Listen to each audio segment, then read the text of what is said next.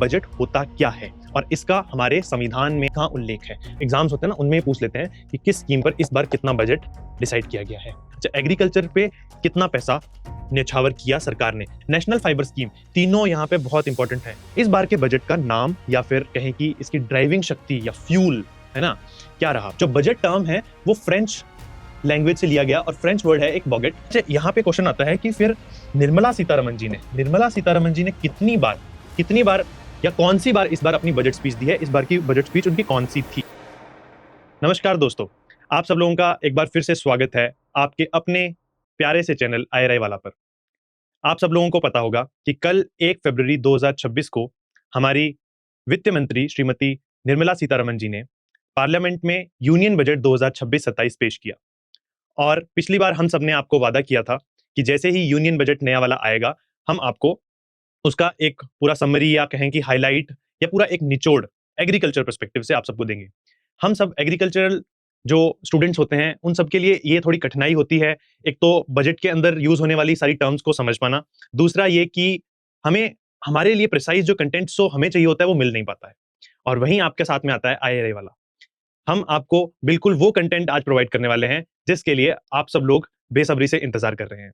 पिछली बार हमने 2025 का करंट अफेयर देखा था, उसमें हमने पिछले साल का बजट देखा होगा और मुझे उम्मीद है पूरी कि आप लोगों ने उस सेशन को एंजॉय किया होगा, उस सेशन को पूरा देखा होगा और वो सेशन आप सब लोगों के लिए यूजफुल रहा होगा।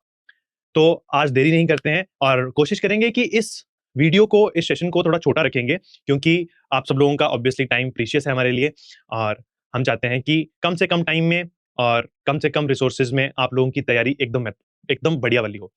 और ये सेशन जो लोग वंडर कर रहे हैं कि किन लोगों के लिए फायदेमंद रहने वाला है, किन लोगों के लिए नहीं, तो आप लोगों को बता दूं कि सब लोगों के लिए ये सेशन बहुत ही इंपॉर्टेंट रहने वाला है। यूनियन बजट सबसे पहले तो एक आम नागरिक को पता होना चाहिए कि हमारे बजट में क्या कुछ चल रहा है। फिर एग्रीकल्चरल स्टूडेंट्स को एग्रीकल्चर के बारे में पूरा पता रहना चाहिए कि एग्रीकल्चर में इस बार क्या नया है, क्या होने वाला है। और फिर at the end of year हम उसे इवेल्युएट करते हैं कि क्या चेंजेस हुए और क्या वो एक्चुअल में जिन जिन चीजों की बजट में बात की गई थी, क्या उन्हें ग्राउंड जीरो पर उतारा गया, क्या इंप्लीमेंट किया गया। तो बिना किसी देरी के स्टार्ट करते हैं हम हमारे यूनियन बजट 2026-27 को। तो पहले देखते हैं कि यूनियन बजट से पहले क्या आता है। एक यहाँ पर हम वो चीज कवर नहीं करवा रहे हैं, लेकिन इकोनॉमिक सर्वे, पूरे देश का इकोनॉमिक सर्वे एक तरह से कह सकते हैं कि पूरा कच्चा चिट्ठा आता है कि पूरे साल में क्या ग्रोथ रही, अगले साल के लिए क्या रिकमेंडेशंस हैं, इन सब का जो एक ब्यौरा होता है उसे इकोनॉमिक सर्वे कहते हैं। ये इस बार 29 जनवरी को लाया गया था और चीफ इकोनॉमिक एडवाइजर इसे पेश करते हैं। और उसके बाद में आता है हमारा यूनियन बजट। इस बार यूनियन बजट, और इस बार क्या से हमेशा से ही ट्रेंड बन गया है कि 1 फरवरी को यूनियन बजट पेश किया जाता है, उससे 1-2 दिन पहले आपका इकोनॉमिक सर्वे रहता है।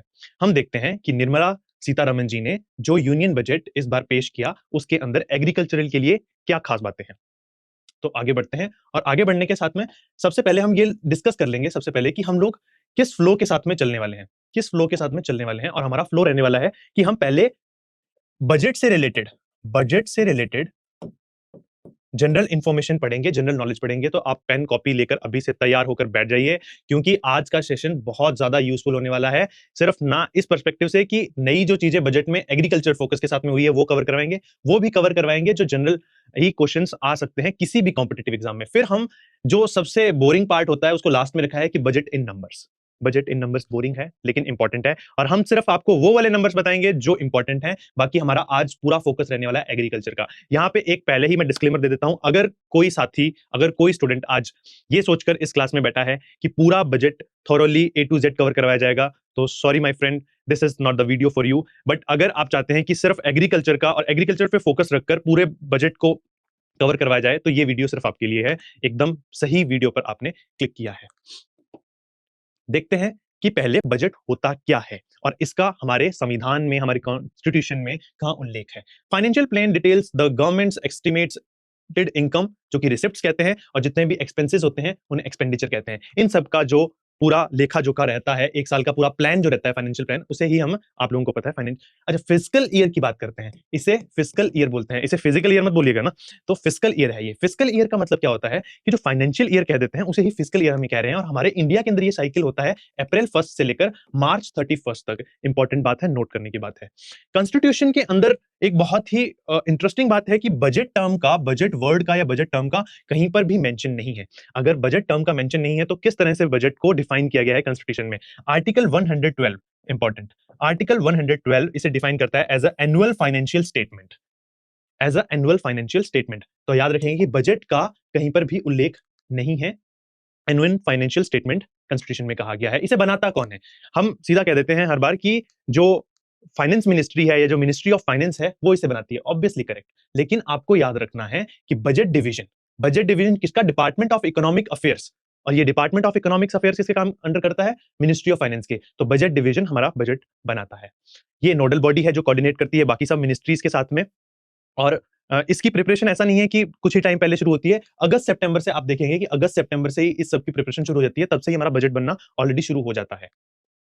अब कुछ और फैक्ट्स की बात करते हैं बजट से रिलेटेड। जो बजट टर्म है वो फ्रेंच लैंग्वेज से लिया गया और फ्रेंच वर्ड है एक बॉगेट, जिसका मतलब है लिटिल बैग या लेदर का पर्स या पाउच। तो बजट वहां से आया। पुराने जमाने में फ्रांस में क्या होता था कि जमींदार या कोई बड़ा बिजनेसमैन आता था गरीब लोगों के बीच में और उन लोगों को पैसे बांटता था या फिर उन लोगों में बजट बांटता था। तो वो एक पर्स लेके आता था, लेदर का पर्स लेकर आता था, वहां उसको बजट कहा गया और वहीं से हमारा वर्ड आया बजट। ठीक है। फर्स्ट एवर बजट हमारे इंडिया में, इंडिपेंडेंट इंडिया में नहीं पेश किया गया था, हमारे ब्रिटिश रूल के अंडर रहते हुए, कॉलोनाइज्ड इंडिया रहते हुए, अप्रैल 7 1860, 7 अप्रैल 1860 में जेम्स विल्सन ने इसे, जेम्स विल्सन लिखा हुआ है यहाँ पे, जेम्स विल्सन ने इन्हें इसे पेश किया। रिकॉर्ड होल्डर की बात करते हैं, ज्यादा रिकॉर्ड्स में नहीं जाएंगे, रिकॉर्ड्स में चले जाते हैं तो ये थोड़ा सा वैसे हो जाता है, लेकिन ये कुछ क्वेश्चंस जो आ सकते हैं क्वेश्चन पेपर में वो है कि मोरारजी देसाई जो हमारे पहले फाइनेंस मिनिस्टर रहे, उन्होंने सबसे ज्यादा मैक्सिमम बार आपका जो बजट है वो प्रेजेंट किया। कितनी बार? 10 बार।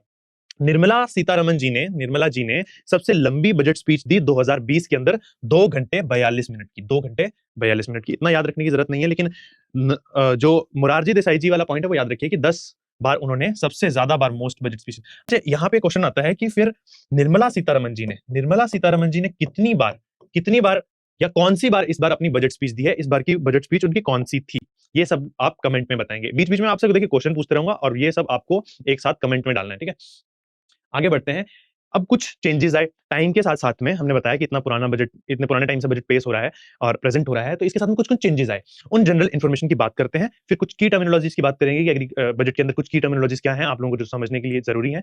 फिर हम आगे अपने बजट की तरफ बढ़ेंगे। पहले देखिए 5 बजे, शाम को 5 बजे ब्रिटिश ट्रेडिशन के हिसाब से बजट पेश होता था, लेकिन बाद में इसे 11 बजे कर दिया गया, 11 बजे सुबह के। ये हमारी सहूलियत के हिसाब से, क्यों भाई अब 5 बजे हम वो अंग्रेजों के हिसाब से क्यों चले, अब हम हमारे हिसाब से चलेंगे। तो डेट शिफ्ट भी की गई। पहले क्या था 2017 तक फरवरी के लास्ट जो वर्किंग डे रहता था, फरवरी का जो भी लास्ट वर्किंग डे रहता था उसको बजट पेश होता था। लेकिन 2017 में क्या किया कि फरवरी 1 को कब किया गया? 2017 में। 2017 में ये टाइमिंग चेंज की गई। इंपॉर्टेंट है कि 2017 से 1 फरवरी को 2017 से लेकर आज तक हर 1 फरवरी को हमारा बजट पेश होता है, भले ही संडे हो, मंडे हो, कुछ भी हो। इस बार संडे था, फिर भी फरवरी 1 को ही पेश हुआ बजट। ये क्यों किया गया? क्योंकि अप्रैल हमें हमारा फाइनेंशियल ईयर स्टार्ट होता है, फिस्कल ईयर जो स्टार्ट होता है, तब तक थोड़ा टाइम मिल जाता है। 1 फरवरी का भी एक्स्ट्रा टाइम मिल जाता है ना, 1 महीने का एडिशनल टाइम मिल जाता है कि चीजों को एडजस्ट किया जा सके बजट के अकॉर्डिंग। रेलवे का बजट 1924 से लेकर 2017 तक सेपरेटली पेश किया जाता था। हमारे यूनियन बजट के अलावा एक रेलवे का बजट रेलवे मिनिस्टर अलग से पेश करते थे। जो पुराने तौर से फॉलो कर रहे हैं बजट को या फिर बजट की रिलेटेड इन्फॉर्मेशन को, उनको ऑलरेडी पता होगा। इसे वापस से 2017 में मर्ज कर दिया गया यूनियन बजट में, कॉम्प्लेक्सिटीज हटाने के लिए। पेपरलेस बजट सबसे पहला कब आया? 2021 के अंदर। 2021 में सबसे एक खतरनाक चीज हुई थी, वो था हमारा पेंडेमिक, कोरोना पेंडेमिक। तो कोरोना पेंडेमिक के दौरान क्या हुआ कि पेपरलेस बजट आया, टैबलेट के अंदर हमारा बजट चला गया। अब देखिए हमारा बजट 2 भागों में बटा होता है, part A and part B.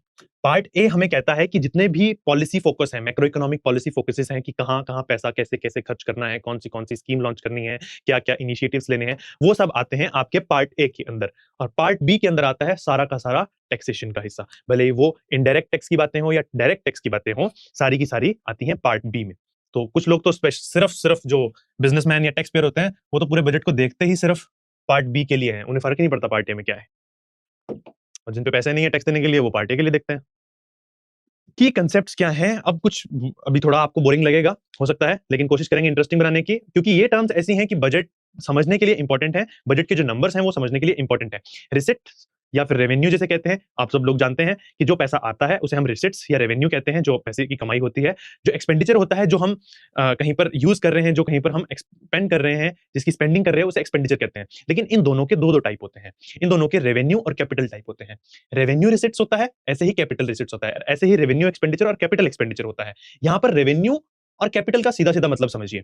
Revenue का एसेट या लायबिलिटी से कोई लेना देना नहीं है। सीधा एक जगह लिख सकते हैं कि रेवेन्यू जहां जहां पे बढ़ा जाता है वहां पर एसेट या लायबिलिटी का कोई लेना देना नहीं है, और जहां पे कैपिटल आ जाता है वहां पर एसेट या लायबिलिटी कम या ज्यादा हो रही है आपकी। कैसे? रेवेन्यू रिसिप्ट्स क्या कहता है? Which do not create liability. हम कुछ पैसा कमा तो रहे हैं पर लायबिलिटी क्रिएट कर पैसा नहीं कमा रहे हैं, लोन वोन लेकर पैसा नहीं कमा रहे हैं। हम लायबिलिटी क्रिएट करना हो गया ना कि या तो आपका एसेट कम हो रहा है या फिर आप लोन ले रहे हैं, तो लोन लेकर पैसा नहीं आ रहा है हमारे पास में, पैसा तो आ रहा है, तो कौन से सोर्सेस से आ सकता है? टैक्स रेवेन्यू हो सकता है, नॉन टैक्स रेवेन्यूज हो सकते हैं। नॉन टैक्स रेवेन्यू कैसे हो सकते हैं? गवर्नमेंट के बहुत सारे पब्लिक एंटरप्राइजेस चलते हैं, railway, metro, you name them. Okay, तो उन सबसे क्या होता है? प्रॉफिट होता है, और वही प्रॉफिट हमारा रेवेन्यू रिसिप्ट में है। टैक्स के जितना भी टैक्स का पैसा आता है वो रेवेन्यू रिसिप्ट्स में है, क्योंकि वो कोई लायबिलिटी क्रिएट नहीं कर रहा है। कैपिटल रिसिप्ट्स क्या है? कैपिटल रिसिप्ट्स रेवेन्यू रिसिप्ट से अलग कैसे हैं? ये लायबिलिटी क्रिएट करते हैं या फिर एसेट्स को कम करते हैं, reduction in the government assets और क्रिएशन ऑफ द लायबिलिटीज, जैसे कि रिकवरी ऑफ लोन्स, या फिर बोरोविंग या डिसइन्वेस्टमेंट इन रिसिप्ट्स। बोरोविंग मतलब हम लोन ले रहे हैं, तो क्या हुआ कि हमने क्या कर दिया है कि हमने कुछ लायबिलिटी क्रिएट की है, तो वो कैपिटल तरीके से रिसिप्ट आ रहे हैं, कैपिटल रिसिप्ट्स बोलते हैं। अच्छा सर, ये रिकवरी ऑफ लोन्स मतलब लोन का पैसा वापस आ गया, तो ये हमारे पास में लायबिलिटी कैसे क्रिएट कर रहा है? ये हमारा एसेट कम कर रहा है। इकोनॉमिक्स में आप ध्यान रखिए इतना सा ऊपर से एक पॉइंट, कि जितने भी लोन्स वगैरह होते हैं, फाइनेंशियल इंस्ट्रूमेंट्स होते हैं, उन्हें हम एज एसेट कैलकुलेट करते हैं, क्योंकि वो हमारे लिए पैसा कमा के देते हैं, इंटरेस्ट कमा के देते हैं। तो जितने भी लोन्स होते हैं वो एसेट होते हैं, और अगर रिकवर हो गया लोन, मतलब लोन अब नहीं रहा हमारे पास में, वो अब हमारे पास में इंटरेस्ट का पैसा नहीं कमा के देगा, that means we are reducing the asset, that means it is also capital requirement, capital receipts. अब आपको ज्यादा टाइम नहीं लगाएंगे रेवेन्यू एक्सपेंडिचर और कैपिटल एक्सपेंडिचर समझाने में। अगर एक बार रेवेन्यू रिसिप्ट्स और कैपिटल रिसिप्ट समझ में आ गया, वैसे ही जो पैसा जाता है बिना किसी एसेट के कम होने से, मतलब सॉरी, बिना किसी क्रिएशन ऑफ एसेट या बिना किसी रिडक्शन ऑफ लायबिलिटी, लायबिलिटी कम किए बिना या किसी एसेट को बनाए बिना अगर पैसा हम खर्च कर दे रहे हैं, जैसे कि मान लीजिए कि सैलरीज दे दी हमने गवर्नमेंट ऑफिशियल्स को, कहीं पेमेंट कर दी है ना, पेंशन के अंदर सब्सिडीज दे दी हमने, तो इससे कोई एसेट, कोई इंफ्रास्ट्रक्चर, वो कुछ नहीं बना, तो ये रेवेन्यू एक्सपेंडिचर्स में आता है। रेवेन्यू मतलब एसेट लायबिलिटी से कोई लेना देना नहीं। कैपिटल एक्सपेंडिचर, यहां पर ये सबसे इंपॉर्टेंट टर्म है आपकी, ये बजट के अंदर बार बार आती है, कैपिटल एक्सपेंडिचर। कैपिटल एक्सपेंडिचर वो वाला सरकार का खर्चा है जिससे सरकार कुछ हमें बनाकर ऐसा देती है जो यूजफुल है, जिससे वेल्थ क्रिएशन हो या जिससे ग्रोथ हो, जैसे कि इंफ्रास्ट्रक्चर, रोड, ब्रिज, नेटवर्क, आपका रेलवे लाइंस बोल लीजिए, मेट्रो लाइंस बोल लीजिए, जितने भी कॉरिडोर्स हैं, ये सब रोड नेटवर्क्स, ये सब कैपिटल एक्सपेंडिचर का पार्ट होते हैं, क्योंकि इनसे क्या हो रहा है? एसेट का क्रिएशन हो रहा है। आप लोगों को समझ में आ गया है अब तक ये सारी चीजें, तो समझते हैं डिफिसिट बजट क्या होता है। अब तक आपने देखा रिसिप्ट्स जो पैसा आ रहा है, एक्सपेंडिचर जो पैसा जा रहा है। अगर जो पैसा जा रहा है आ रहे होने वाले से ज्यादा है, मेरे खर्चे मेरी कमाई से अगर ज्यादा है, मेरे खर्चे अगर मेरी कमाई से ज्यादा है, तो मैं डिफिसिट में चल रहा हूं। हमारा बजट फिर किस में चलेगा? डिफिसिट बजट होगा। बहुत इंपॉर्टेंट टर्म है physical deficit. Physical deficit, physical deficit क्या होता है? ये एक तरह से वही है कि आपके जितने भी एक्सपेंडिचर है ओवर द टोटल रिसिप्ट्स, वो कितने ज्यादा हैं, कि मतलब रिसिप्ट में से आपके जितने भी रिसिप्ट्स हैं, आपके रिसिप्ट्स हैं उनमें से आपके एक्सपेंडिचर कितने ज्यादा हो रहे हैं, और जितने भी रिसिप्ट्स हैं उसमें से आपको क्या निकाल देना है एक बार के लिए? बोरोविंग्स। तो आपको क्या देखना है कि एक्सपेंडिचर जो है, एक्सपेंडिचर माइनस हम कर दें हमारे टोटल रिसिप्ट्स, टोटल रिसिप्ट्स, तो ये हमारा क्या होगा? फिजिकल डेफिसिट हुआ क्या? ये फिजिकल डेफिसिट नहीं हुआ अभी तक। फिजिकल डेफिसिट क्या हो जाता है? जब टोटल रिसिप्ट्स में से हम बोरोविंग्स भी हटा देते हैं, क्योंकि टोटल रिसिप्ट्स में तो हमारे लोन जो हम बाहर से लेते हैं और देशों से, हम जो इतना सारा लोन लेते हैं, जो बोरोविंग लेते हैं, जो उधार लेते हैं, वो भी तो आएगा ना। उधार इसमें से हटा दो, फिर तुमने जितना एक्सपेंडिचर किया और जितने तुमने रिसिप्ट्स, मतलब जो जितनी तुम्हारी कमाई हुई, जो गवर्नमेंट की कमाई हुई, उसमें से जो डिफरेंस आता है वो फिजिकल डेफिसिट होता है। फिजिकल डेफिसिट क्या होना चाहिए? कम से कम होना चाहिए। फिजिकल डेफिसिट किसी भी कंट्री का लिख लो, कम से कम होना चाहिए। ये क्या होना चाहिए? It should be less. और इसे कैलकुलेट या फिर मेजर किस फॉर्म में किया जाता है? As a percentage of GDP. GDP के परसेंटेज में फिजिकल डेफिसिट को हम देखते हैं। आगे हम देखेंगे कि पिछले साल कितना फिजिकल डेफिसिट था और इस साल कितना फिजिकल डेफिसिट एस्टिमेट किया है गवर्नमेंट ने। अब हम बढ़ते हैं हमारे बजट की तरफ। अगर किसी को अभी तक इंतजार था कि बजट का, तो वो घड़ियां आ गई हैं कि बजट देखते हैं। इस बार के बजट का नाम या फिर कहें कि इसकी ड्राइविंग शक्ति या फ्यूल है ना, क्या रहा? पिछली बार हमने देखा था कि हमारे बजट का फ्यूल गवर्नमेंट ने कहा था रिफॉर्म्स रहेंगे, रिफॉर्म्स रहेंगे। इस बार का है युवा शक्ति, आप सबकी शक्ति, आप सबका साथ। तो युवा शक्ति ड्रिवन बजट इस बार के बजट को कहा गया। इसका थीम रखा गया विकसित Bharat, balancing ambitions with inclusions, हमें सबको इंक्लूड करते हुए, है ना, सबको साथ लेते हुए आगे बढ़ना है। एक्शन ओवर एम्बिवेलेंस, कंफ्यूजन से ज्यादा हमें एक्शंस पे ध्यान रखना है। रिफॉर्म्स ओवर रेयोटिक्स, सिर्फ बातें नहीं करनी है, रिफॉर्म्स करने हैं। पीपल ओवर पॉपुलिज्म, कि सिर्फ पॉपुलर स्कीम लॉन्च नहीं करनी है, हमें लोगों का ध्यान रखना है। पब्लिक सेंट्रिक स्कीम्स निकालनी है, पब्लिक सेंट्रिक रिफॉर्म्स निकालने हैं। चलो, देर सही, पर गवर्नमेंट को रियलाइज हुआ कि रियोटिक्स, पॉपुलरिज्म, इन सब से नहीं, एक्चुअल काम करने से कुछ होगा। इस बार ना मतलब गवर्नमेंट ने पूरा ध्यान दिया है कि पूरा ट्रैक चेंज करने की कोशिश की है, कि जो रेवड़ी कल्चर है, जो फ्री बीज जो कल्चर है, पूरे अगर बजट की बात करें तो उसमें उन्होंने ये ध्यान दिया कि फ्री जो कल्चर है, जो ये फ्री बीज का जो कल्चर है, इसे खत्म करके, जो मुफ्त में ऐसे ही पैसा दिया जाता है, ये खत्म करके कुछ सस्टेनेबल ग्रोथ की तरफ बढ़े, लॉन्ग टर्म ग्रोथ की तरफ बढ़े। आगे आप जितने भी इसके अंदर इंटरवेंशन देखेंगे उसमें आपको ये पता लगेगा। ट्रांसफॉर्मेशन एम क्या है हमारा? Transformation from aspiration to into achievements. Aspirational है अभी तक, तो हमें हमें अचीवमेंट की तरफ बढ़ना है, पोटेंशियल इनटू परफॉर्मेंस। ये सब कहने की बातें हैं, लिखने की बातें हैं, हमने लिख दी, आपने पढ़ ली, याद रखिएगा। एक्चुअल जो मसाला है वो आगे आएगा इन सब में। पहले पढ़ते हैं कि जो रियल ग्रोथ है, ये देखिए रियल ग्रोथ है, क्योंकि आप आगे पढ़ेंगे, क्योंकि जो ग्रोथ बजट एस्टिमेट कर रहा है वो 10% है, लेकिन वो 10% जो ग्रोथ एस्टिमेट की गई है वो नॉमिनल जीडीपी की है। जो रियल जीडीपी की ग्रोथ है वो 7% के अराउंड एस्टिमेट की गई है। High growth rate around 7%। इसमें energy security, domestic manufacturing, citizen benefits और ये सब फिजिकल प्रूडेंस और ये सब मिलाकर इन्होंने कहा है कि ये सब हमारे क्या रहने वाले हैं, इस बार मेन फोकस रहने वाले हैं। इन सबको छोड़ दीजिए, आप तो ये 4 पढ़िए, आपको कोर आइडिया पता लग जाएगा कि गवर्नमेंट चाहती क्या है इस बार बजट से। स्टेबिलिटी लाना चाहती है हमारी इकोनॉमी। आपको पता है हमारी इकोनॉमी सबसे रैपिडली, पूरे वर्ल्ड की मोस्ट रैपिडली ग्रोइंग कंट्री हमारी या इकोनॉमी हमारी है, लेकिन उसमें स्टेबिलिटी चाहिए, है ना। ऐसा नहीं कि रुपया कभी बढ़ रहा है कभी घट रहा है, उसमें स्टेबिलिटी चाहिए। फिजिकल डिसिप्लिन, वही मैंने कहा, फिजिकल डिसिप्लिन। सस्टेन्ड ग्रोथ, जो ग्रोथ हमने लाई है इतनी मेहनत से, वो सस्टेन्ड रहे, ऐसा नहीं कि एक बबल है और वो बबल फट गया। मॉडरेट इन्फ्लेशन, ऑब्वियसली हम हमेशा चाहते हैं कि गरीब लोगों के या फिर मिडिल क्लास की जो जेब है वो बची रहे और इन्फ्लेशन से शिकार ना हो। सबसे इंपॉर्टेंट स्लाइड है ये देख लो, क्योंकि यहां से क्वेश्चन आने वाले हैं। कर्तव्य भवन आपको पता है, कर्तव्य भवन सेंट्रल सेक्रेटरीट के अंदर इनॉग्रेट किया गया था एज अ न्यू ऑफिस। उसके अंदर बनने वाला ये पहला बजट है, और इस पहले बजट के अंदर निर्मला ताई जी ने कहा कि हमें कर्तव्य भवन ने इंस्पायर किया 3 कर्तव्य के लिए, जो पूरे के पूरे बजट को गाइड करते हैं। पहला कर्तव्य क्या है? Accelerate and sustain the economic growth. Economic growth हो रही है, उसे और एक्सिलरेट करो और सस्टेन भी करो। सेकंड क्या है? Fulfil the aspirations of people. लोग क्या चाहते हैं, लोगों की तरफ ध्यान दो। फिर थर्ड कर्तव्य, तीसरा कर्तव्य क्या है? विजन ऑफ सबका विकास, या फिर सबका साथ सबका विकास। सबका विकास हो सकता है क्या? होना चाहिए, सबका विकास होना चाहिए।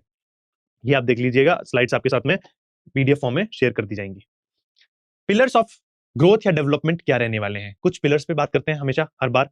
इस बार पिलर्स क्या है? Sustaining economic growth, strengthening the foundation of growth. वही कि अगर आप पहले तो अपनी सस्टेन करो, इकोनॉमिक ग्रोथ जो हो रही है उसे सस्टेन करके रखो, फिर उसे और ज्यादा फाउंडेशंस के साथ में स्ट्रेंथन करो, इंफ्रास्ट्रक्चर बनाओ, उसमें मैन्युफैक्चरिंग वगैरह करो, इसमें और ज्यादा इंफ्रास्ट्रक्चर बनाओ। पीपल सेंट्रिक डेवलपमेंट होनी चाहिए, रिफॉर्म्स आने चाहिए जिसमें हम लोगों की तरफ ध्यान दे रहे हैं, पीपल सेंट्रिक है। जब पीपल सेंट्रिक हो जाएंगे हम, लोगों के लिए हम जब रिफॉर्म्स लेके आएंगे, लोगों के लिए जब पॉलिसीज लेके आएंगे, तो उससे क्या होगा? ट्रस्ट बेस्ड गवर्नेंस आएगी। ट्रस्ट बेस्ड गवर्नेंस, लोगों में ट्रस्ट आएगा और गवर्नमेंट में भी ट्रस्ट आएगा लोगों के प्रति। तो यहां पर डीरेगुलेशंस की बात होगी। डीरेगुलेशंस मतलब, डीरेगुलेशंस का मतलब क्या होता है कि बहुत ज्यादा स्ट्रिक्ट रेगुलेशंस नहीं, बहुत ज्यादा स्ट्रिक्ट रेगुलेशंस नहीं होती हैं, तब लोग ज्यादा फ्रीली ग्रो कर पाते हैं, फ्रीली इन्वेस्ट कर पाते हैं। ईज ऑफ डूइंग बिजनेस की हर बार गवर्नमेंट बात करती है, और फिजिकल मैटर्स की तो हम लास्ट के अंदर अपने बजट में या स्लाइड्स में बात करेंगे ही। अब देखते हैं एग्रीकल्चर के लिए इसमें क्या है। किसान ने पूछा, बजट लॉन्च कर दिया निर्मला ताई जी ने, किसान ने पूछा कि मैम मैम मेरे लिए इसमें क्या है, इसमें मेरे लिए क्या है? तो निर्मला ताई जी ने कहा आपके लिए 1.4 लाख करोड़ रुपए हैं। क्या 1.4 लाख करोड़ रुपए फार्मर को यूजफुल रहेंगे या नहीं रहेंगे, वो तो समय बताएगा। हम आपको ये बता सकते हैं कि एग्रीकल्चर के अंदर इस बार क्या क्या है। इस पिटारे के अंदर एग्रीकल्चर के लिए क्या है? इस पिटारे का नाम है यूनियन बजट 2026-27। पहली चीज नोट कीजिए, dedicated program for horticulture. Horticulture के लिए नया एक प्रोग्राम लाया जाएगा जिसमें मॉडर्नाइज कल्टीवेशन को प्रमोट किया जाएगा। पुराने जो ऑर्चार्ड्स हैं, लो यील्डिंग ऑर्चार्ड्स हैं, उनको रिस्टोर करने के लिए स्कीम्स लाएंगे जाएंगी। जब हम बात करते हैं कि उनके रिस्टोरेशन की तरफ बात की जाएगी या फिर काम किया जाएगा पुराने ऑर्चार्ड्स की, हम क्या कह रहे हैं? इंसेंटिव्स दिए जाएंगे नए ऑर्चार्ड्स के लिए या फिर उनके रिस्टोरेशन की तरफ। Targeted expansion into the premium dry fruit like walnut, almond and pine nuts. ये तीनों का बजट में स्पेशल मेंशन है, लेकिन बात की गई है premium dry fruits. Premium dry fruits की तरफ, जैसे walnut, almond and pine nuts की तरफ गवर्नमेंट का मेन फोकस रहेगा। ये कौन से ड्राई फ्रूट्स हैं जो कोस्टल रीजन्स में ज्यादा, तो इनकी वजह से इस पूरी स्कीम की वजह से, इस पूरे प्रोग्राम की वजह से किसको फायदा होने वाला है? कोस्टल रीजन के जो केरला, कर्नाटका जैसे जो प्रदेशों के फार्मर्स हैं, उनको इससे फायदा होने की संभावना है। दूसरा प्रोग्राम क्या है? एनिमल हस्बेंड्री से रिलेटेड है, ये सबके लिए है। और एनिमल हस्बेंड्री में भी इस बार किसकी खुशी की चीजें हैं? वेटनरी ऑफिसर्स या वेटनरी जो प्रोफेशनल्स हैं उनके लिए। इसमें एक और नई चीज भी है कि 20,000 नई जॉब्स वेटनरी प्रोफेशनल्स के लिए निकाली जाएगी और गवर्नमेंट स्केल अप करने वाली है उनकी अवेलेबिलिटी। तो मे भी हम देख सकते हैं कि एनिमल हस्बेंड्री या फिर एनिमल जो वेटनरी से रिलेटेड कुछ नई जॉब्स या नई कुछ वैकेंसीज निकले। एंटरप्रेन्योरशिप को सपोर्ट किया जाएगा इस सेक्टर में, एनिमल हस्बेंड्री के वेटनरी सेक्टर में। रूरल और peri urban areas, rural areas आपको पता है कौन से होते हैं? पेरी अर्बन जो कि ना पूरी तरह से अर्बन एरियाज हैं, अर्बन एरियाज के आसपास के जो इलाके हैं, जो कुछ कुछ कुछ फॉर्म्स में कह सकते हैं कि रूरल एरियाज से अलाइन करते हैं। Loan linked capital subsidy support scheme for establishment of veterinary and paravet colleges, veterinary hospitals, diagnostic laboratories, breeding facilities in private sector.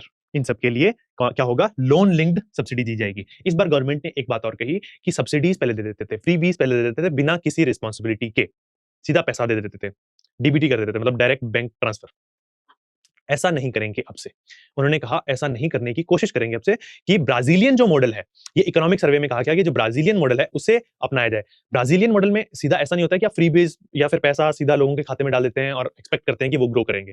ऐसा नहीं, वो कहते हैं कि हम पैसा तो देंगे आपको, लेकिन हमें इससे आउटपुट चाहिए, कुछ इसकी रिस्पॉन्सिबिलिटी चाहिए आपसे कुछ, है ना? एक तरह से वो कह रहे हैं, हम सिंपल भाषा में कहें, हमें रिपोर्ट कार्ड भी चाहिए, इसका इसका कुछ आउटकम चाहिए। तो इसी तरह से हमने सब्सिडी तो दी, पर लोन लिंक्ड, लोन के फॉर्म में सब्सिडी दी जाने की बात कही जा रही है यहाँ पे। सपोर्टिव हाई वैल्यू एग्रीकल्चर, पहले पहले जो मिशन हमने या जो हमने गवर्नमेंट इंटरवेंशन पढ़ा था उससे थोड़ा अलाइन कर रहा है ये हॉर्टिकल्चर वाले से। Coconut, sandalwood, cocoa, cashew, coastal regions के अंदर इन पे एक प्रोग्राम नया लाया जाएगा, डेडिकेटेड एक प्रोग्राम इनके लिए लेके आया जाएगा। फिर से कोस्टल फार्मर्स की बल्ले बल्ले।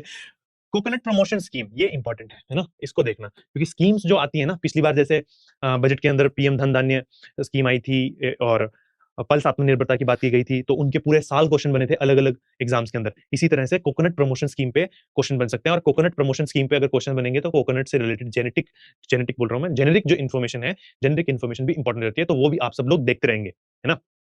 To be launch to increase the production and enhance productivity, ये क्या है? ये क्या है? ये है आपके कैश्यू, काजू बादाम, है ना? Boosting the blue economy, blue economy किससे रिलेटेड होती है? ब्लू इकोनॉमी रिलेटेड होती है फिशरीज, एक्वाकल्चर, इन सब चीजों से। 500 नए रिजर्वियर्स और इंटीग्रेटेड डेवलपमेंट ऑफ अमृत सरोवर्स, अमृत सरोवर्स नए डेवलप किए जाएंगे। इस तरह से इंटीग्रेटेड डेवलपमेंट होगा उनका कि उन्हें कनेक्ट किया जाए पॉन्ड्स, इन पॉन्ड्स को कनेक्ट किया जाए मार्केट से, फिश फार्मर्स के उत्थान के लिए, डेवलपमेंट के लिए। अच्छा सर, ये रिजर्वियर क्या होते हैं? 500 रिजर्वियर डेवलप तो करेगी गवर्नमेंट फिशरीज के लिए, और अमृत सरोवर का इंटीग्रेटेड डेवलपमेंट तो करेगी। होता क्या है ये? तो रिजर्वियर्स आपके एक तरह से कह सकते हैं कि जो बड़ी बड़ी वाटर बॉडीज होती हैं, वाटर बॉडीज, जो बड़ी बड़ी वाटर बॉडीज होती हैं जहां पर मछली पालन किया जा सकता है, एक्वाकल्चर तो नहीं कहेंगे लेकिन मछली पालन जहां पे किया जा सकता है, उन्हें रिजर्वियर कहते हैं, जहां पे बहुत ही अमाउंट में रिजर्व्ड वाटर, स्टॉक वाटर खड़ा हुआ आपका है। रिजर्वियर और अमृत सरोवर, अमृत सरोवर क्या होते हैं? लेक या पॉन्ड्स, नीचे वाले आपको देख रहे हैं, ये रिजर्वियर, ये आपका अमृत सरोवर है, ये आपका एक तरह का रिजर्वियर है, वाटर रिजर्वियर है। इसमें और इसमें डिफरेंस क्या है? इंफ्रास्ट्रक्चर का तो है ही, साइज का होता है। लेक या पॉन्ड्स होती हैं आपकी अमृत सरोवर। मिशन अमृत सरोवर, मिशन अमृत सरोवर से आपका टर्म आता है अमृत सरोवर, ठीक है? मिशन अमृत सरोवर में टारगेट गवर्नमेंट का क्या था, ये भी बता देते हैं आपका, कि हर एक डिस्ट्रिक्ट में, इन ईच डिस्ट्रिक्ट एटलीस्ट आपके 75 अमृत सरोवर इस तरह के होने चाहिए। इस तरह के नहीं है तो डेवलप करेंगे, ये अमृत सरोवर का मिशन है, या एम है कहीं। तो इस तरह के 500 रिजर्वियर या अमृत सरोवर डेवलप करने वाली है government. This will strengthen the fisheries value chain, value chain में इसका फायदा होगा कि फिशरीज का डेवलपमेंट, फिशरीज का प्रोडक्शन ज्यादा होगा, फिशरीज का प्रोडक्शन ज्यादा होगा तो ऑब्वियसली वैल्यू चेन में इसमें आप देखेंगे कि फायदा होते हुए। भारत विस्तार, इंपॉर्टेंट, स्टार तारे मार्क जो भी लगाना है इसमें लगा लीजिए। भारत विस्तार, अब आजकल क्या है, एआई की बहुत बातचीत हो रही है, एआई की बहुत बातचीत हो रही है। आप, मैं, हम सब लोग क्या यूज करते हैं? बहुत तरह के अलग अलग तरह के AI, chat GPT, Gemini, perplexity, और भी बहुत सारे आप देख लीजिए। तो अलग अलग तरह के हम एआई यूज करते हैं। तो अब फार्मिंग सेक्टर भी इसमें आगे बढ़ रहा है, और इसी के साथ में गवर्नमेंट ने भारत विस्तार लॉन्च किया। सबसे इंपॉर्टेंट इस स्लाइड में है विस्तार की फुल फॉर्म। विस्तार हम जानते हैं कि एक मल्टीलिंगुअल एआई मॉडल है, ठीक है, हम देखेंगे आगे ये करेगा क्या, लेकिन इसकी फुल फॉर्म है virtually integrated system to access agricultural resources. ये आपकी फुल फॉर्म है। इसे अभी प्रपोज किया गया है, सिर्फ अनाउंस किया गया है, अभी तक इसे लाया नहीं गया है। इस पे इस साल काम होने वाला है। मल्टीलिंगुअल एआई टूल है that shall integrate the AgriStack portals to the ICR packages. ये सर क्या मतलब हुआ इसका? देखो सीधा सीधा आगे वाली स्लाइड में आपके पास में क्या है? आईसीआर है। आईसीआर के पास में क्या है? एग्रीकल्चर प्रैक्टिसेस, रिसोर्सेज वगैरह जो भी हैं उनका पूरा भंडारण है अच्छा सा। और एग्री स्टैक हमने पढ़ा था, डिजिटल एग्रीकल्चर मिशन के अंडर हमारे पास में एक कहें कि रिपोजिटरी कह लें या इसे एक ऐसा टूल कह लें एग्री स्टैक पोर्टल को, जहां पर फार्मर्स की सारी इंफॉर्मेशन, जैसे कि फार्मर्स की आईडी कार्ड या फार्मर की जो नॉर्मल जेनरिक इंफॉर्मेशन है, उनकी लैंड की इंफॉर्मेशन, उनकी क्रॉपिंग पैटर्न की इंफॉर्मेशन, उनके जो लोन्स वगैरह उनके ऊपर हैं, उनके नाम पर हैं, उन सब की इंफॉर्मेशन एग्री स्टैक के अंदर रहती है। इसमें स्टैक या स्टोर्ड रहती है। इन दोनों को ऐड करेंगे तो क्या बनेगा? इन दोनों को ऐड करेंगे तो हमारे पास में भारत विस्तार बनेगा। कैसे ऐड करेंगे? कि इस इंफॉर्मेशन पे बेस्ड जो साइंटिफिक हमारे पास में इंफॉर्मेशन है, इन दोनों को मिला के इस इंफॉर्मेशन पे बेस्ड टेलर्ड एडवाइजरी फार्मर्स को दी जा सकती है। टेलर्ड एडवाइजरी का मतलब क्या हुआ? कि उनके नीड्स के अकॉर्डिंग उन्हें एडवाइजरी दी जा सकती है कि आप इस तरह से नहीं, इस तरह से प्रोडक्शन कीजिए, आपके लिए ज्यादा बेटर होगा। तो क्या लिखा है? It shall act as a bridge that combines agri stack with the ICR package of practices. ये आप इंपॉर्टेंट टर्म्स हैं, ICR package of practices and agristack, ये आप याद रखेंगे। ठीक है, using AI to provide personalised advice दी जाएगी। अब ये सब होगा तो अच्छी बात है, अगर सब अच्छे से इंप्लीमेंट होता है तो। आगे नेक्स्ट आते हैं हम हमारे इंटरवेंशन पे, जो कि है सेल्फ हेल्प एंटरप्रेन्योर्स मार्ट्स, जिसे शॉर्ट में कहा जाएगा शी मार्ट्स। शी मार्ट्स क्या है? हमने सेल्फ हेल्प ग्रुप तो सुने थे सर, ये सेल्फ हेल्प एंटरप्रेन्योर मार्ट्स क्या है? ये होने वाले हैं लखपति दीदी योजना। आप सबने सुना होगा लखपति दीदी प्रोग्राम या लखपति दीदी योजना, जिसके अंदर हर घर से सेल्फ हेल्प ग्रुप से हर घर से हर एक कोई महिला को इस तरह से डेवलप किया जाए कि उनको इस तरह से फाइनेंस प्रोवाइड किया जाए या उनकी हैंड होल्डिंग की जाए, उन्हें एंटरप्रेन्योर बनाया जाए कि वो साल में एटलीस्ट 1 लाख रुपए कमाए। तो वो लखपति दीदी योजना के अंडर था। उसी प्रोग्राम से इंस्पायर होके गवर्नमेंट लॉन्च करने वाली है सेल्फ हेल्प एंटरप्रेन्योर्स मार्ट्स। इससे क्या होगा? कम्युनिटी ओन्ड रिटेल मार्केट्स बनेंगे। जो रूरली प्रोड्यूस होने वाले एग्रीकल्चरल प्रोड्यूस हैं, वो अचार हो, मशरूम हो या आर्टिसन प्रोडक्ट्स हो, कोई कटोरा बना रहा है अपने घर पे, कोई अगरबत्ती बना रहा है, इस तरह के प्रोडक्ट्स हो जो आर्टिसंस घर पे या महिलाएं घर पे बनाती हैं, इस तरह के जो प्रोडक्ट्स हो, इनके लिए अपना एक कम्युनिटी का मार्केट होना चाहिए जो मेन स्ट्रीम मार्केट को compete करे। Self-help entrepreneurs marts will be set up as a community-owned retail outlets within the cluster level federations through enhanced and innovation financial instruments। क्या है? इनोवेशन तो देंगे ही हमें, इन्हें एनहेंस्ड पैसा भी तो देना पड़ेगा। बिना पैसे के मार्केट कैसे बनेगा? बिना पैसे के मार्केट कैसे बनेगा? तो उन्हें फाइनेंशियल इंस्ट्रूमेंट्स, लोन या सब्सिडीज इस तरह से प्रोवाइड की जाएगी। Integrated program for textile sector. Textile sector भी हमारे लिए इंपॉर्टेंट होता है, एग्रीकल्चर का पार्ट हम देखते हैं। और पिछले वाला जो हमने वुमेन एम्पावरमेंट का पार्ट देखा, वो रूरल डेवलपमेंट का पार्ट था, तो इस तरह से एग्रीकल्चर का पार्ट हो जाता है। नेशनल फाइबर स्कीम, तीनों यहाँ पे बहुत इंपॉर्टेंट है। तीनों इंपॉर्टेंट चीजें इस बार बात की गई हैं। नेशनल फाइबर स्कीम लॉन्च की जाएगी for self reliance in natural fibres as well as in man made fibres. Natural fibres कैसे? सिल्क, वुल, जूट, इस तरह के जो नेचुरल फाइबर्स हैं, इनमें हम सेल्फ रिलायंट हो, इंडिया इंपोर्ट की तरफ कम जाए, है ना, इंपोर्ट की तरफ कम जाए और हमारे मैन जो सेल्फ रिलायंस। इसमें ना आपको मैं एक डॉक्यूमेंट्री या छोटी सी एनीमे वीडियो भी रिकमेंड करूंगा यूट्यूब पर, अगर आपको कभी टाइम हो तो देखना। ऊन नाम से, आई गेस मैं अगर सही बता रहा हूं तो ऊन नाम से एक छोटी सी एनिमेटेड वीडियो है, उसमें बहुत सही से उन्होंने और इंटरेस्टिंगली एक गाने के साथ में समझाया हुआ है कि हमारे पास में कितने रिसोर्सेज हैं, हमारी जो देसी भेड़ें हैं वो कितनी मतलब पोटेंशियल थी एक टाइम पर, लेकिन अभी हम वेस्टर्न कल्चर और आउट एंड फैशन के चलते हुए हमने उनको किस तरह से डिग्रेड कर दिया है या फिर नेग्लेक्ट कर दिया है, साइड लाइन कर दिया है, उसको देखना एक बार ना। तो national fibre scheme self reliance की बात करती है। इंपोर्ट्स कम होंगे, इससे एक्सपोर्ट ज्यादा होंगे, एक्सपोर्ट ज्यादा होगा तो बाहर से पैसा आएगा। Textile expansion and employment scheme क्या कहती है? Textile expansion and employment scheme to modernise traditional clusters with capital support machinery and technological upgradation. Technological upgradation है ना, मॉडर्नाइजेशन मशीनरीज का, किसमें? क्लस्टर्स में। इससे क्या होगा? एम्प्लॉयमेंट बढ़ेगी और टेक्सटाइल जो सेक्टर है आपका एक्सपेंड करेगा। महात्मा गांधी ग्राम स्वराज इनिशिएटिव, ये भी अनाउंस किया गया। किस लिए? आपको पता है महात्मा गांधी जी जाने जाते हैं खादी के लिए, हैंडलूम के लिए, है ना, और हैंडीक्राफ्ट्स भी। तो इन सब के इस सब सेक्टर की प्रोस्पेरिटी के लिए, इस सब में डेवलपमेंट के लिए महात्मा गांधी ग्राम स्वराज अभियान या इनिशिएटिव आप याद रखेंगे। Financial outlay for rural employment, अच्छा ये सबसे कंट्रोवर्शियल पार्ट था इस साल के एंड में, पिछले मतलब 2025 के एंड में, कि मनरेगा को हटाकर वीबी राम जी लेके आया जा रहा है, विकसित भारत जो आपका क्या थी इसकी, वीबीजी राम जी की फुल फॉर्म, विकसित भारत गारंटी फॉर रोजगार एंड आत्मनिर्भरता मिशन, दैट इज फॉर ग्रामीण। तो वीबीजी राम जी में ये कहा जा रहा था कि सेंटर ये चाहती है कि अपना पैसा थोड़ा सा बचा ले, सेंटर अपना थोड़ा पैसा बचा ले और स्टेट के ऊपर थोड़ा सा ज्यादा फिजिकल बर्डन या फिर फाइनेंशियल बर्डन डाल दे, ये उसमें कहा जा रहा था बेसिकली। लेकिन इसको गवर्नमेंट ने क्या किया, थोड़ा सा यहाँ पर डिफेंड करते हुए बात की है बजट में कि जो कंसोलिडेटेड फंड आ रहा है विकसित भारत ग्राम जी या वीबीजी राम जी के अंडर, यहाँ पे थोड़ा स्पेलिंग मिस्टेक है देख लीजिएगा, वीबीजी राम जी है वो, इसमें 1.5 लाख करोड़ का लगभग 1.5 लाख करोड़ का बजट सिर्फ विकसित वीबीजी राम जी के लिए है। इसमें ऑब्वियसली इसमें सेंटर का भी शेयर है, इसमें स्टेट का भी शेयर है, लेकिन सिर्फ सेंटर का स्टेट भी देखें तो वो भी अकेला 95,692 करोड़ है, जो कि बहुत ज्यादा है। और कितना ज्यादा है कि अगर सिर्फ Mahatma Gandhi national rural employment guarantee scheme जो कि मनरेगा है उसमें देखें तो पिछले साल 86,000 करोड़ आपका बजट था। मनरेगा का पूरा बजट पिछले साल 86,000 करोड़ था, इस साल सिर्फ और सिर्फ वीबीजी राम जी का सेंट्रल शेयर भी 95,692 करोड़ है। लगभग लगभग आपका ये कितना आप कह सकते हैं 95,500 करोड़ रुपए तो सिर्फ आपका वीबीजी राम जी के लिए है। तो कहीं ना कहीं वो वाला फैक्ट तो एक गलत हुआ कि सरकार अपना पैसा थोड़ा बचाने की कोशिश कर रही है। बाकी देखते हैं इसके अंदर आगे क्या डेवलपमेंट्स होती हैं इस बेसिस पे। अभी कोई भी इसमें टिप्पणी या ओपिनियन बनाना बहुत ही प्रीमेच्योर स्टेज है। फंडिंग टू एग्रीकल्चर, अच्छा एग्रीकल्चर पे कितना पैसा न्यौछावर किया सरकार ने। अच्छा आईसीआर हमारा किसी के लिए दिल है, ये किसी के लिए क्या है, किसी के लिए परेशानी है ना। अब देखते हैं इसके लिए सरकार कितना पैसा दे रही है, लगभग 10,000 करोड़ है ना, ये लगभग 10,000 करोड़ है। लगभग 10,000 करोड़ को तो आईसीआर और बाकी इंस्टीट्यूट जो एग्रीकल्चर के एजुकेशन और रिसर्च फील्ड में काम करते हैं उनके लिए लगभग 10,000 करोड़ डेडिकेट किए गए। फर्टिलाइजर सब्सिडी, इंपॉर्टेंट क्वेश्चन है भैया, मार्क कर लेना इसको, इंपॉर्टेंट क्वेश्चन है, मार्क कर लेना। 1.7 लाख करोड़, 1.7 लाख करोड़ एस्टिमेट किया गया है कि इस बार फर्टिलाइजर सब्सिडीज में दिए जाएंगे।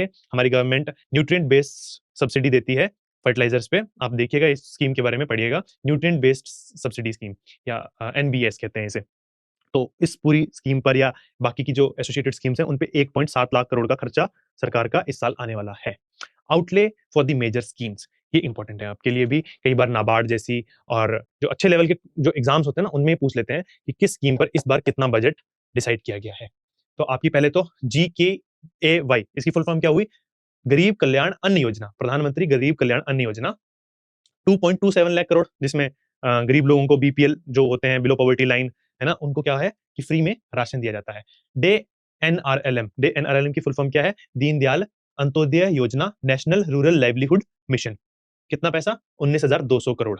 वीबीजी राम जी अभी हमने देखा था, इस पे कितना पैसा, 95,692 करोड़। ये सेंट्रल शेयर है सिर्फ ना, ये सिर्फ यहाँ पे, क्योंकि सेंट्रल बजट यूनियन बजट की बात हो रही है तो सिर्फ सेंट्रल बजट की बात करेंगे ना हम। स्टेट्स हो सकता है पैसा घटाएं बढ़ाएं, तो वो 1.5 लाख वाला जो फिगर है वो ऊपर नीचे हो सकता है, लेकिन ये फिक्स है 95,692 करोड़। पीएम किसान आप सबका फेवरेट, कितना, 63,500 करोड़ इस पे डिसाइड किए गए हैं।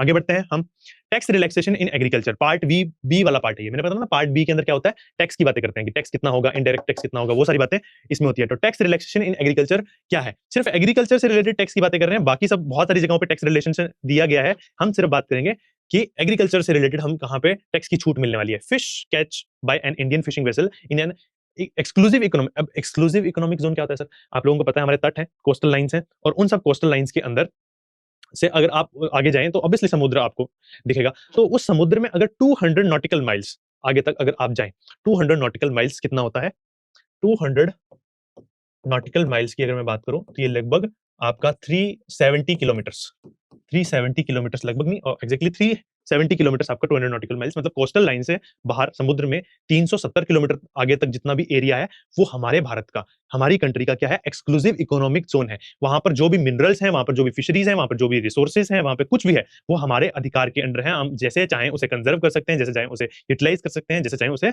हम अपना यूटिलाइज या यूज कर सकते हैं ऑब्वियसली।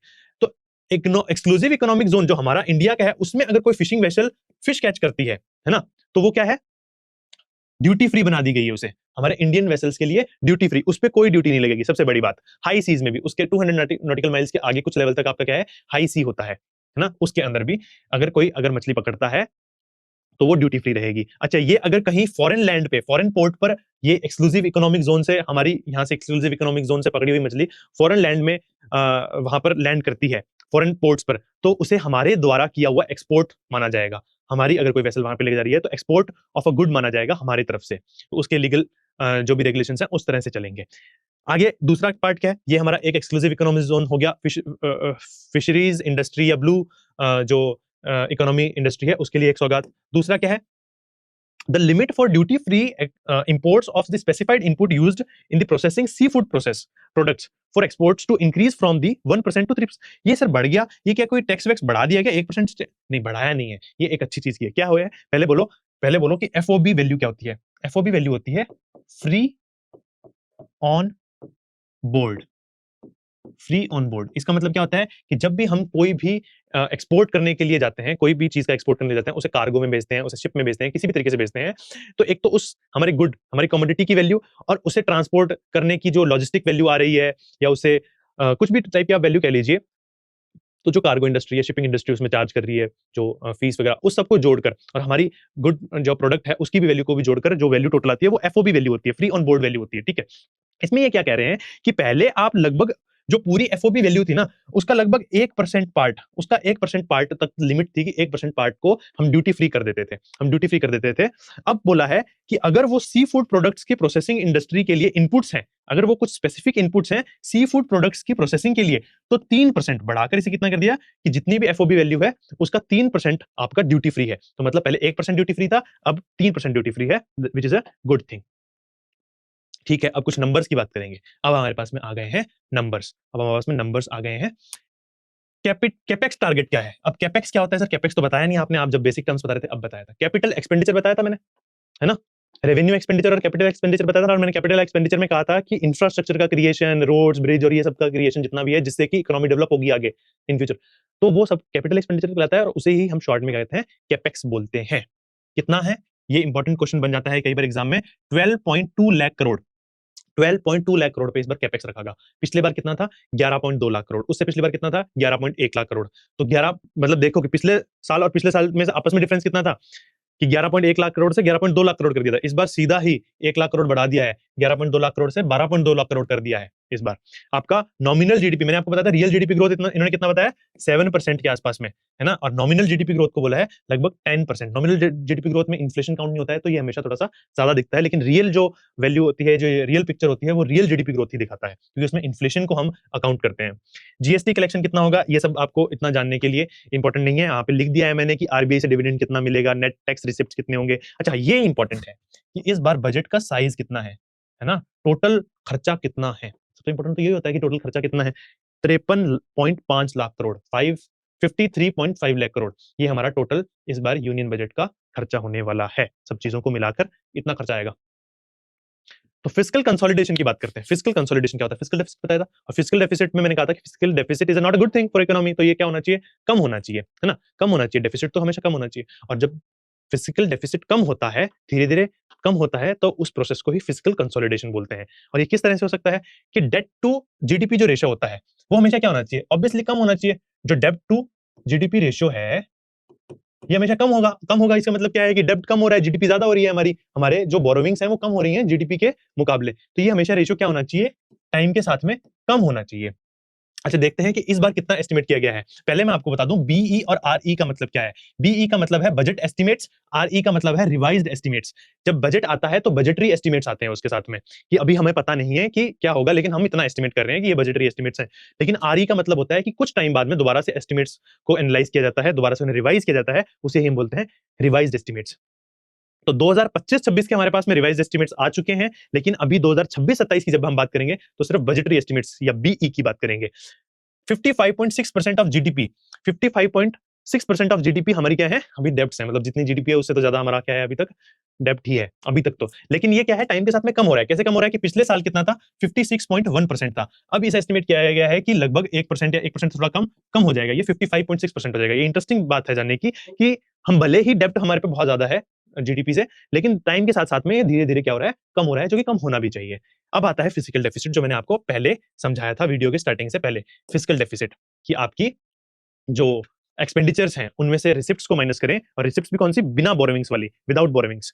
तो विदाउट बोरोविंग्स को माइनस करते हैं एक्सपेंडिचर में, तो फिजिकल डेफिसिट आता है हमारे पास में, और वो एस्टिमेट किया गया है जीडीपी का कितना होगा? 4.3% इस बार। पिछली बार कितना था?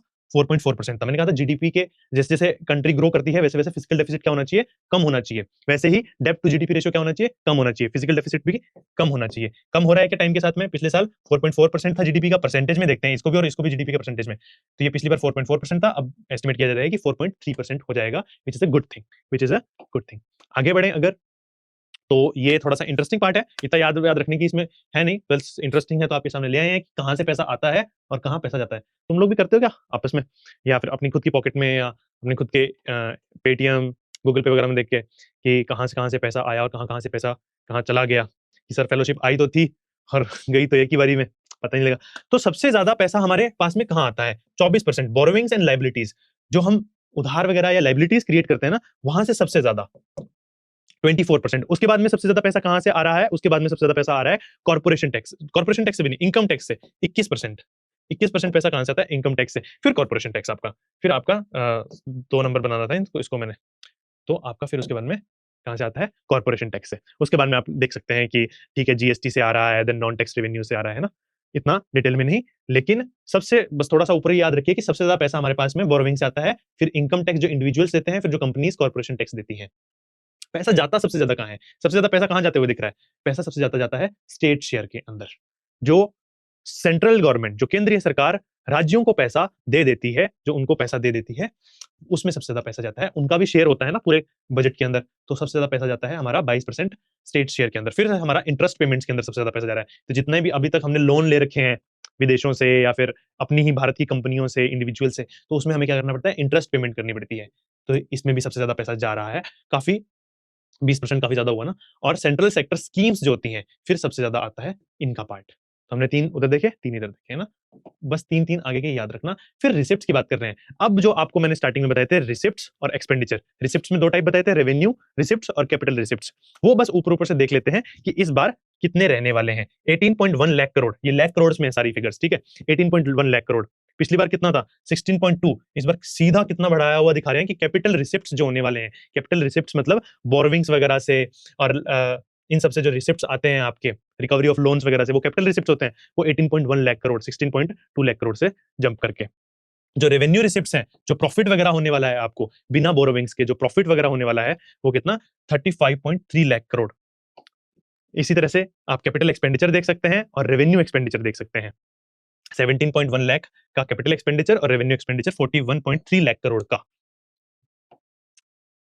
ठीक है, इसी के साथ में हमारा बजट जो है पूरा खत्म होता है। और बजट की मेन हमने सारी बातें करी, सारी डिस्कशन किया हमने। एग्रीकल्चर का पूरी कोशिश करी कि कोई भी पार्ट हम अनटच्ड ना रखें, सारे पार्ट्स को हमने कवर किया। अब आप सब लोगों के लिए एक क्वेश्चन है एज अ होमवर्क।